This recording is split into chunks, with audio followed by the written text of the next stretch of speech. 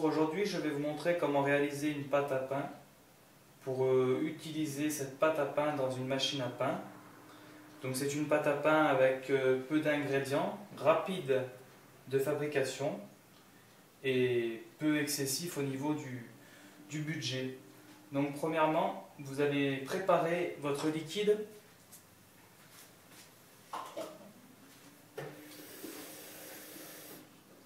Ajoutez donc au fond de votre récipient de machine à pain 200 ml d'eau,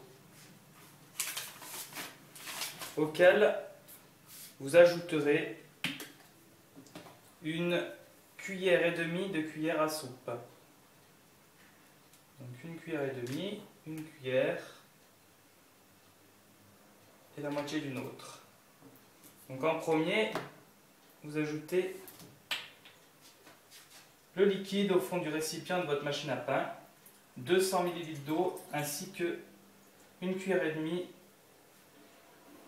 d'huile, que ce soit de l'ISO 4, de l'huile de tournesol, il n'y a aucun problème. À cela, ensuite, vous allez rajouter une cuillère à café, une demi-cuillère à café, excusez-moi, une demi donc cuillère à café, voilà, une demi-cuillère à café de sel dans votre eau, voilà. Ensuite, vous rajoutez une demi-cuillère à soupe de lait en poudre demi-écrémé. Voilà, la moitié d'une cuillère à soupe.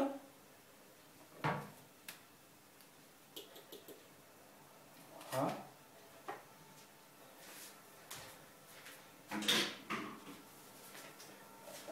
Et à cela, pour terminer, enfin presque, vous allez rajouter 350 g de farine.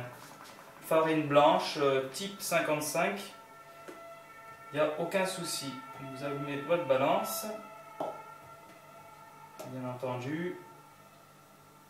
Vous la tarez. Donc vous ajoutez 350 g de farine blanche ou de farine complète, selon les goûts de chacun. Donc là, moi je vais mettre 200 g et 150 pour faire nos 350. Voilà.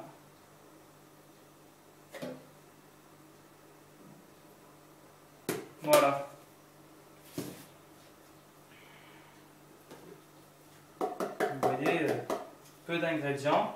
Et pour terminer, vous ajoutez 5 g, ou bien souvent ce sont des sachets de 4,6 g de levure de boulanger en grains. Donc voilà, 4,6 g, 5 g, c'est largement suffisant. Vous ajoutez ça au-dessus de la préparation. Vous l'insérez dans votre machine à pain et vous démarrez le cycle qui vous convient le mieux en fonction de vos habitudes, selon le mode d'emploi de votre machine à pain. Donc je vais répéter la recette. Donc on commence bien par les liquides au fond du récipient. On ajoute 200 ml d'eau, auquel on ajoute une cuillère et demie de cuillère à soupe,